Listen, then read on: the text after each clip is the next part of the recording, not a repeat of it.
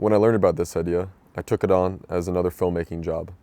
But as I learned more about it, I realized that this applies to everyone, and especially young adults, and that we have to be able to connect our lives and our systems, our human systems, to the environment. And the key is to learn more about it. As author Richard Louv writes, when people begin to consider the career possibilities of human restoration through nature, their eyes light up. Here is a positive, hopeful view of the human relationship with the earth, a way to make a living and a life.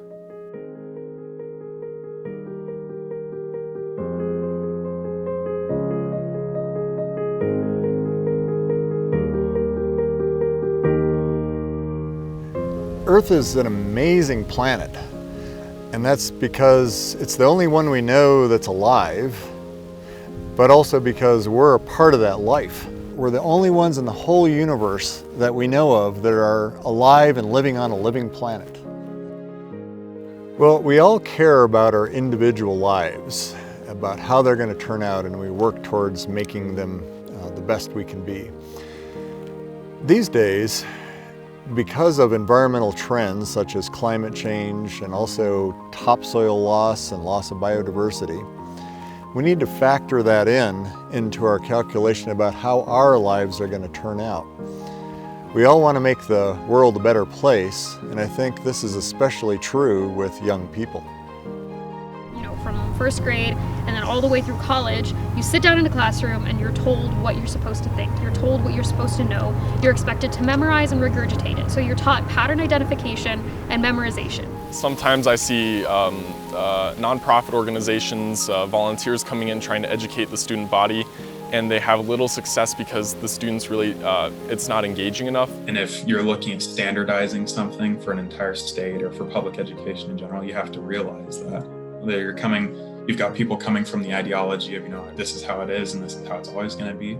You've also got other people whose parents are very involved in this and they understand that, my kids might never see snow-capped mountains in their home state or whatever it might be. So my question is, how are we going to create a better world? If we don't want to leave it to chance, what are we going to base it on? To address looming environmental trends, we need to create the so-called green economy, one that's in balance with our living world, not overwhelming it. But when young people start to explore how they might address environmental trends, a strange thing happens.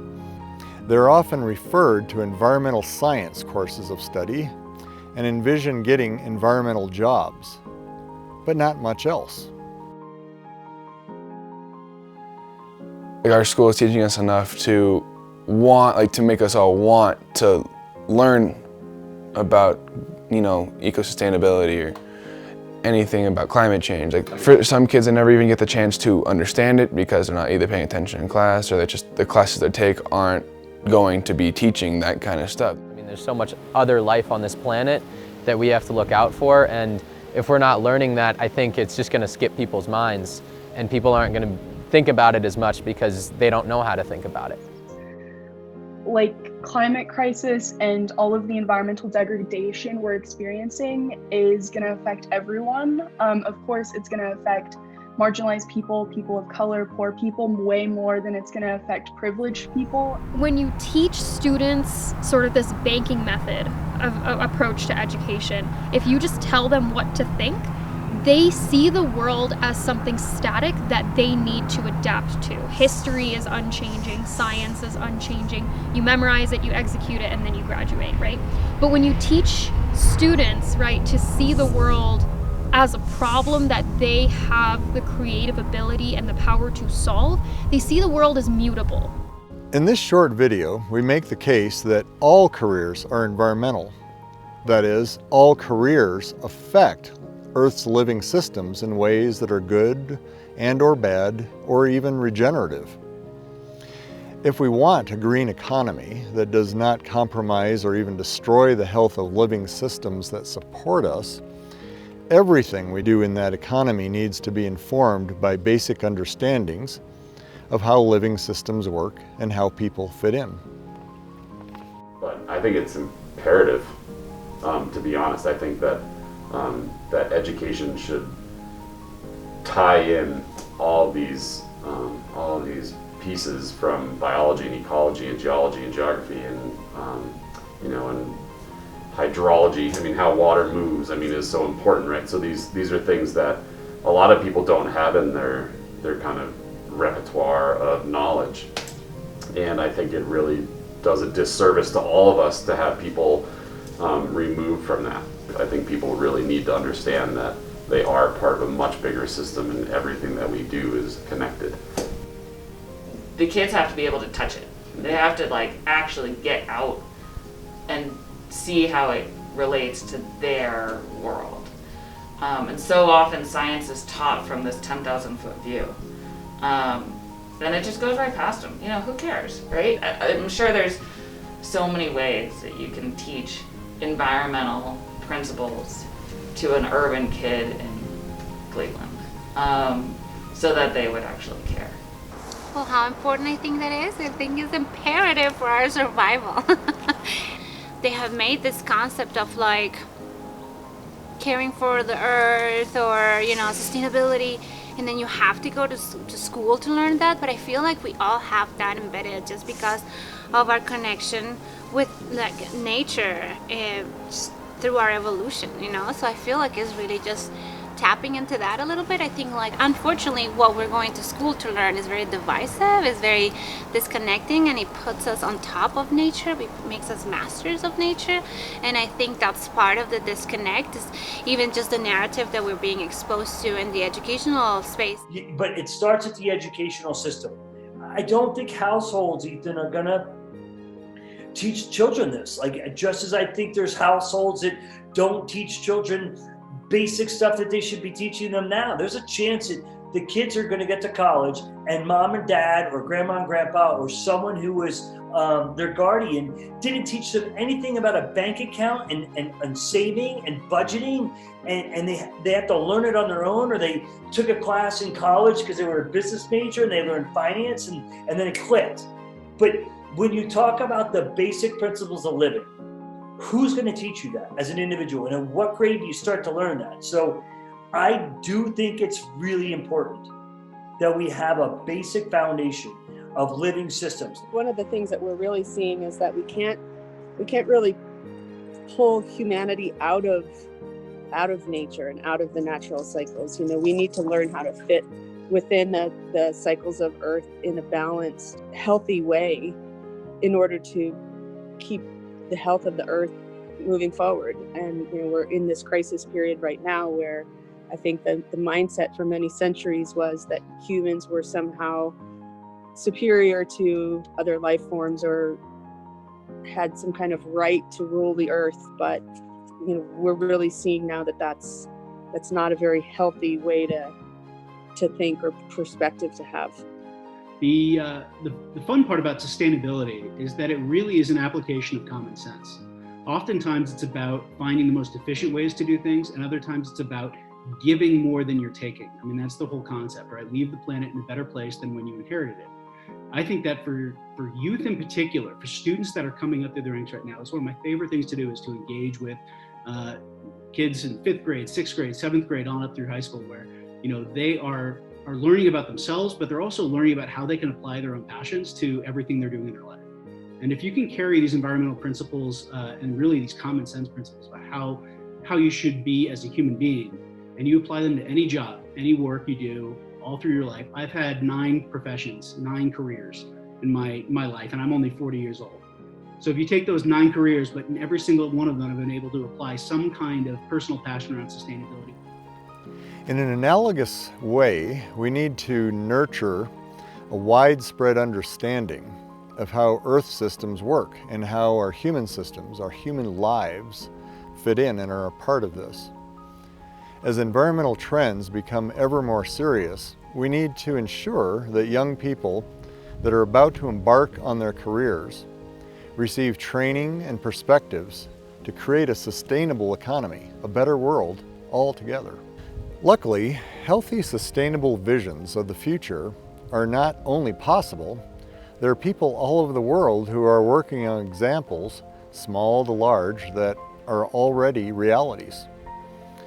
Some communities are living happy, healthy lives in a variety of ways, quite different than for most of us.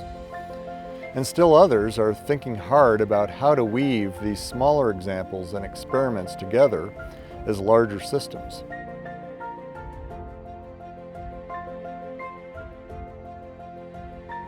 So all these ideas really made me think what's actually being done. And as me and Martin reached out to hear more stories from businesses and people, we realized that so many people are already putting these ideas into practice. So what I do now in the type of web development that I do is I specifically focus on data graphics. So I help scientists or anyone who has large data sets visualize their data. And scientists, environmental scientists or any kind of scientist now can collect so much data that they don't know what to do with it and they don't know how to look at it. And so that's my job, is to create graphics so that they can actually look at their data. You know, I work in apparel and kind of gifts, a small boutique, and we were talking about kind of the understanding of where the things come from and what they're made of, and you know, the processes. And there's brands that are just leading the march right now in terms of sustainability and organics and, you know, cleaner water in their processes. And but then there are also, those are the bigger brands with lots of money and lots of backing.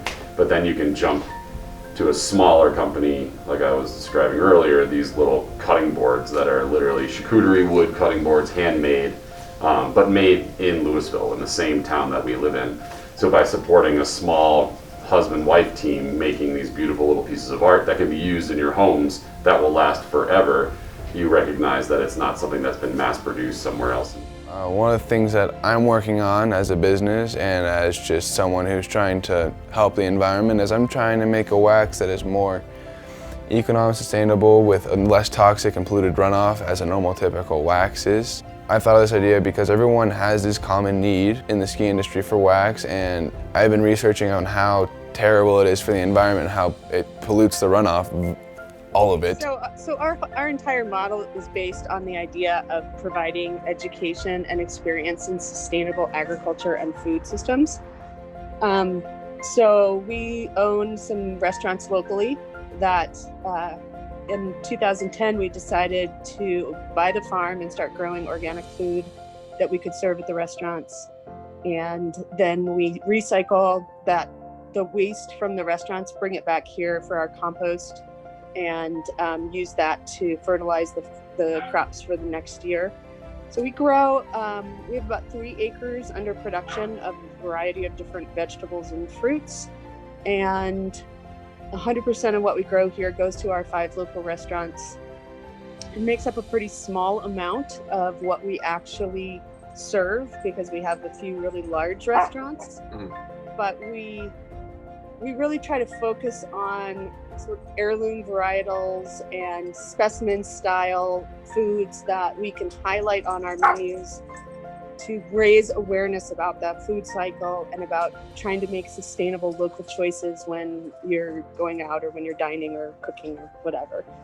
So we call the farm, it's an urban organic farm and education center. And I work as FLOWS coordinator. And FLOWS stands for the Foundations for Leaders Organizing for Water and Sustainability, and it's a program that is housed in the Environmental Center at CU Boulder. And we partner up with Boulder Housing Partners, which is the local housing authority here in the city of Boulder. And what we do is we provide free water and energy upgrades for residents in low-income housing.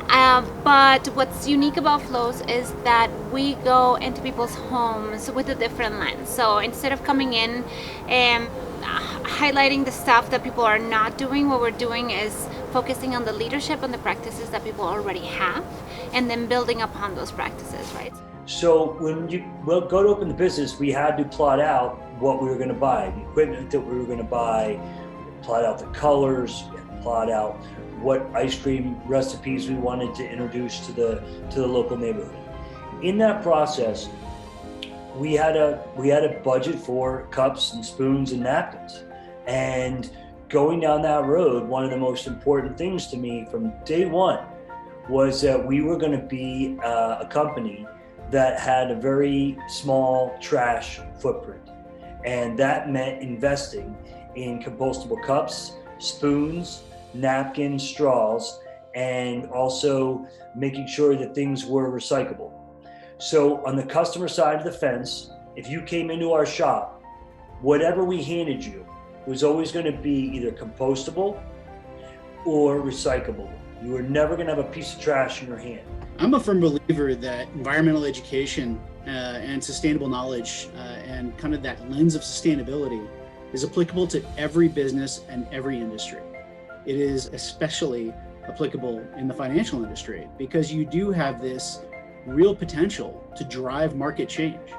And it's not just, as I've talked about, with projects, it's also with investments. It's also with making sure that the members that you have, if you look at your thousands and thousands of members, if not more, they have the opportunity to engage with you on creating more sustainable infrastructure in their own life, as well as in community engagement and the social sustainability side. And what we have installed here is an off-grid power system that is really accessible to anybody to build. But we have implemented some unique features to it. We're starting with a solar panel that's already been used for 5 years. And one of the ideas behind that, in coming years, many used solar panels that otherwise function will hit the market. Where to put them to use? It's going to be powering the shack for decades. We also have a battery that's based off of recycled lithium-ion cells.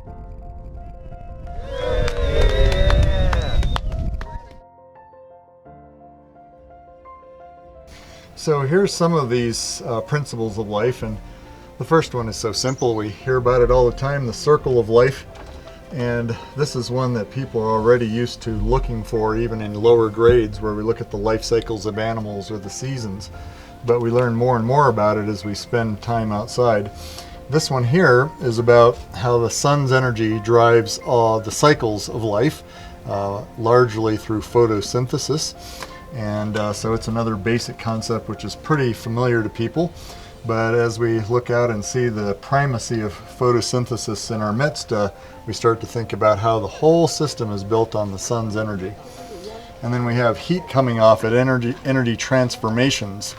And this becomes useful as we consider where we trap heat during the winter to keep ourselves warm and keep heat out of our houses during the summer. Then here's one that is definitely a principle of life. Membranes, especially important nowadays during this COVID era, but at the cell level, but also at the level of an organism with our skin, and then even between ecosystems and our Earth's atmosphere, membranes are really what allows life to continue in a healthy way. So all these things we learn about much more when we're outside. So our next step in the process of an all careers approach then is to say we take these and other principles of life and apply them to any and all careers. And this is a binder that we've started up making, and it highlights a number of businesses from carpet manufacturing to bread baking to the energy sector and transportation sector and then others, and saying that these are all environmental careers. And the way we make them environmental, i.e. green, is to understand how life works and how we fit in. I mean, these are really some cool examples, and I know that my boss is trying to actually implement some different processes into where I work at a chocolate shop to be more sustainable, more green, and part of a green economy with like biodegradable cups and different packaging, as well as the factory for our stores now has solar panels and is 100% solar run. Interesante porque nos enseña cómo podemos ser más verdes, y esto puede ser parte de nuestra sociedad, en comunidad, no solamente en las ciencias, pero por ejemplo aquí tiene una compañía Moxie Bread y cómo pueden tener todo más sostenible en todas partes de la comunidad, no solamente en las ciencias, y siempre mantener la ecología en nuestra mente cuando estamos haciendo diferente. In 2015, noted sustainability advocate David Orr delivered a speech at Claremont McKenna College in California, and it was entitled Hot Careers in a Warming World. He does believe that renewable energy is an indispensable career in a green economy, but advocated that all career paths should be part of addressing climate change. I never think it's really taught on how things can be changed. I think it's heavily taught on what's happening now with global warming, but I don't think it's ever taught about what we can do to change it and all the different things we need to know to really make that switch into an environmentally sustainable economy and society. I love like construction, and in the future I want to be an engineer. But during this, like there was a lesson where we had to build like a little shed, and in this shed we had two options: either make it the easy way, you know, use like listen to instructions and like actually just make the shed like he told us to, or you can go your own way and actually maybe use like saving material, recycling, like things that actually help the environment. So it actually shows the kind of hard way, because, you know, I wanted to practice these ideas that I learned here in this internship and like actually using maybe in the future in some real like type of things, you know, like in the world that could help like the future. So why not practice it now, you know? When you're trying to learn how to use a medium, you don't really know how it's going to behave, but you observe how it does behave, right? And then you learn that aspect of it, and it's not like you're learning it to regurgitate it on an exam. The things that you learn can be taken into a different context and used to solve that challenge. So in my work, the way that I do this is we observe the way that our body deals with microbes, right? So you have specialized immune cells, they engulf a foreign cell, and then they bombard it with really, really intense reactive chemical species. So what I do is I found a way to convert light energy into those same reactive chemical species. So we can just deliver them to the bacteria, and the way that we deliver it makes sure that it doesn't harm any of your host cells, any of your body cells. So we are, in essence, doing exactly what the immune system's already doing. We've observed that. We've observed that we can turn light energy to achieve the same phenomenon. So we've just taken it out of one context and put it in the context of medicine. Although I'm the one behind the camera, these questions and ideas have still been on my mind, more so as I approach college and learn more about Martin's all-career concept. In developing this initiative video, my thoughts have become a part of this video's mission for inspiring people, especially younger adults my age, to create a sustainable world that will last and flourish. And so I really like all careers because it's this both and, because it allows me, if in an ideal all careers economy, to pursue being both a writer but also an environmental justice advocate. And so I think that's just so important because it allows people to not only follow their key passions, but to also support the betterment of the environment and the conservation of our Earth. So. And on a planet where the climate is changing very rapidly, it's very important for everyone to be able to reach the goals that they want, because we're going to need everyone's help. This is not one person's problem. This is humanity's problem. Over the last few years in my home in Boulder County, Colorado, I've given programs about this idea to high schools and middle schools and public groups. And that's where this initiative was for a while. But recently there's been a number of organizations and people that have taken a strong interest in this. For instance, the Cottonwood Institute, which is based in Denver but works with middle school and high school students in Boulder County, really is already doing this in many ways and is adapting verbiage to reflect this very all careers approach. Our capstone program is called Community Adventure Project, or CAP.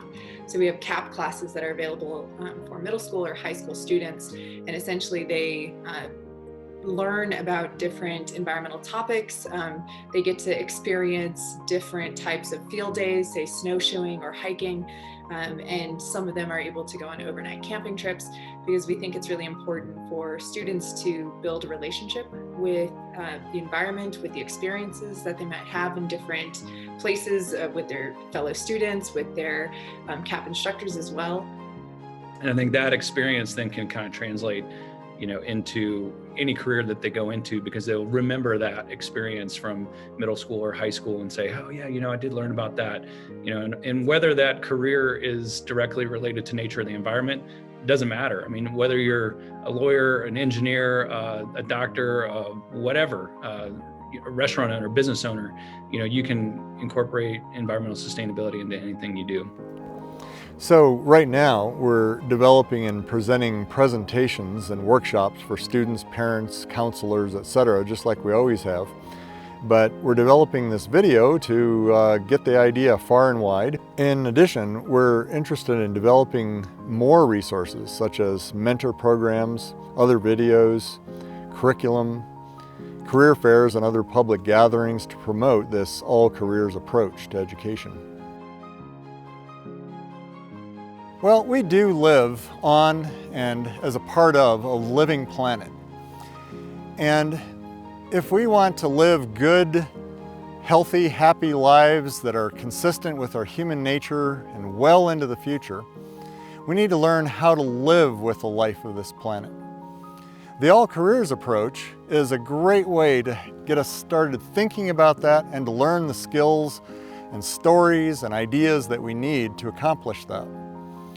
If we do it now and start it off and make this the way that we approach our lives, then future generations too will be able to live happy, healthy lives on this beautiful planet Earth. We all need to be more environmentally literate. And in preparation for any work we do and any career we go into, we need to be guided by solid understandings of how systems work and how we fit in. This is a big need in our education. But this video is not just a pitch for us to have more environmental education, more environmental science in school.